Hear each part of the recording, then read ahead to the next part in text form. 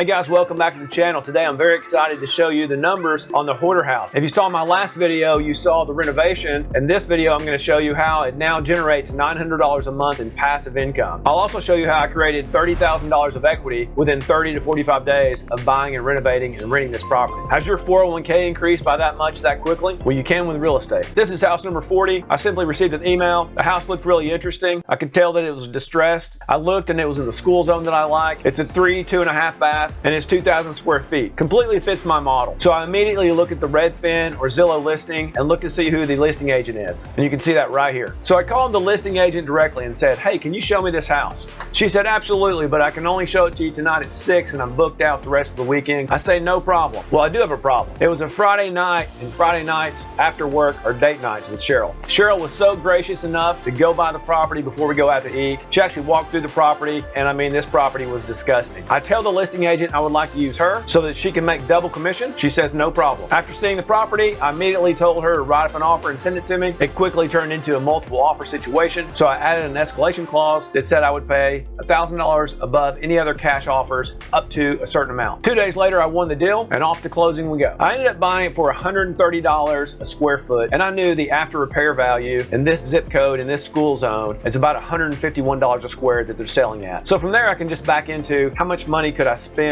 on the house and still break even or have some equity. It was listed at $250,000, and I went all the way up to $273,000. I think the top of my escalation was $275,000. I wasn't real sure how much the remodeling cost because I really couldn't see any of the floors in it. I didn't have time to have it inspected. I bought it as is, but I was hoping I could do it for around $10,000 or $15,000. After winning the deal, I did get it inspected so I know what I did need to fix. Really, he didn't find any big surprises, a lot of little things. There was a weird thing about the breaker box being pulled off and all the light bulbs were blown out. When the heirs got the property back, instead of turning on the electric at the electric company, they did what everyone in the South does, is just bring their generator over and hook it up to the breaker box and see what's going on. Well, that blew every light in the house, blew up the microwave, and maybe a few other things. Okay, so the listing price was $250. I paid $273. Closing costs were about $3,000. The renovation actually cost me $26,000. There were some surprises. So my total cost in is $302,000. Zillow estimates that it's worth $330,000. I also ran the square footage of the house times the average sales rate in that school zone, and I was confident that the after repaired value would be at least the Zillow estimate. So that puts me at a $31,000 equity position after finishing the house. When I first started my career in corporate after college, it took me forever for my 401k to be worth $31,000, or for my net worth to be $31,000 for that matter. And in this example, I did that with this house with a 30-day renovation, or if you add on the time from when I put the property under contract until I got it rented, call that 90 days. Okay, let me show you this. So Redfin estimates that this house would rent between $1,792 and $2,016. Zillow actually had $2,197, or call it $2,200. Once I had the property in good enough shape after getting it cleaned where I felt like I could advertise it, I took some pictures, I took some videos, I did a Zillow 3D tour on the app. I'll put a link up here if you haven't seen that video. But inside the Zillow rental property map on your computer, you actually look for other properties that are comparable. There were 2 new properties in the area, so I excluded them. Then I found 2 that were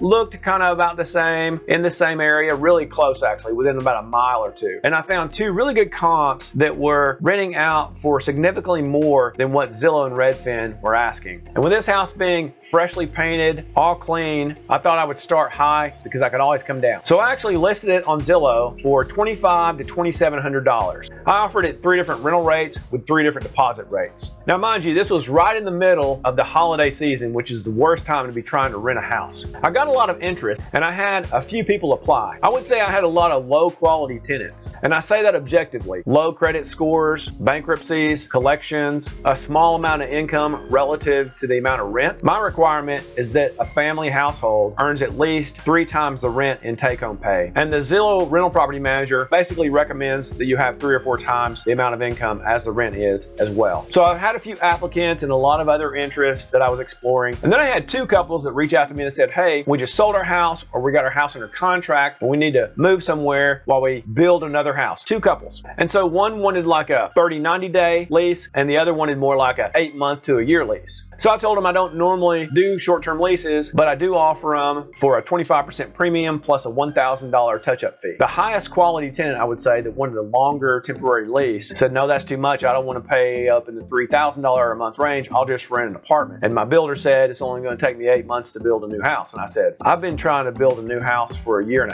now, and I've got a few months to go. So in my mind, I'm thinking, oh, that's going to take a year, 1.5 years. He tells me the subdivision he's moving out of and the subdivision he's moving into, which I know both of them. Very high income relative to the amount of rent. I end up renting this house to this wonderful family of 2 for $2,800. We'll call that $800 more than Zillow and Redfin. So for me, that was a home run. Yes, I am delaying this or kicking the can down the month, and I've got to rent this again about 1 year from now. I do think they'll be in there for more than 1 year, and this is the worst time of the year to try to rent a house. So at least it'll get me back into a bit more of the warm season. So in the short term, I'll make some really good cash flow, and that can help me with the money that I had to use out of pocket to acquire this property. So here's a quick recap of those numbers for you. Listing price $250, purchase price $273, closing cost $3, renovation $26, $302 total cost in, worth about $330 now, and there's the $31,000 equity. Now if we take a quick look at cash flow, I did buy this for cash, so at the moment I have no loan on this property. Now that I've got it finished, I can go to the bank and borrow probably 75 or 80% of the value of this house and pull that money out to go do this again with another property. So at the moment, I don't have any principal and interest costs. Once I get a loan on this property and do a cash out financing, I expect my principal and interest to be about $1,610. The taxes are about $227 a month. The insurance is about $72 a month. And so my total monthly cost right now is about $300. In the future, it'll be about $1,900. So with the $2,800 a month rent coming in, I'm currently netting about $2,500 a month, and that will go down to about $900 a month once I get it financed. That's pretty exciting with one rental property.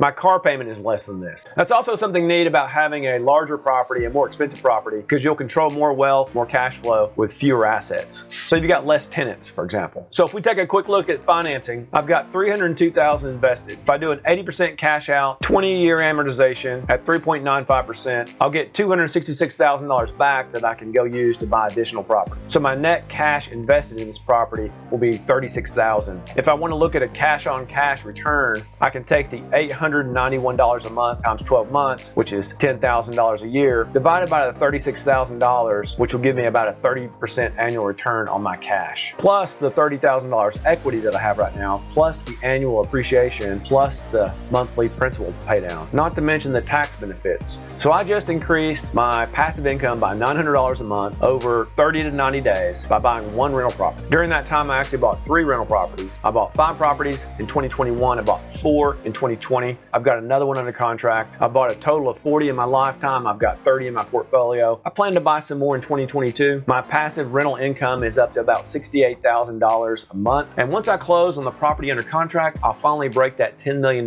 threshold. I'm a little tired and want to take some time off. I'm going to push through 2022 to buy a few more properties before I think interest rates are going to be going back up, as we know. And I think the real estate market's going to be cooling off. I don't believe there's going to be some kind of big crash. I think that the inventory is at an all-time low. That's going to help prices stay up. I think we're going to see a lot of increase in rents that kind of lag behind home prices, right? If you own property and they cost a lot more, you're going to have to start charging more rent, and that lags behind prices. It would really help the channel a lot if you would click the like button, and don't forget to subscribe and hit the notification bell so you'll know when the next video is out. Thank you for watching. Thank you for your support, and I hope you have a great week.